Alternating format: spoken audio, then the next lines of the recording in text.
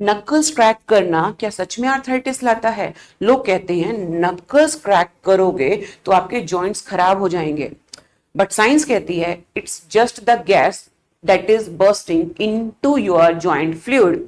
एक डॉक्टर ने 60 साल की उम्र तक अपने एक हाथ को नक्कल क्रैक किया, लेकिन दोनों हाथ same, no arthritis, only the sound that is produced due to the bursting of the gas that is present into your fluid. So इससे आर्थराइटिस तो नहीं होगा, हाँ, लेकिन आपके आसपास के लोग इरिटेट जरूर हो सकते हैं।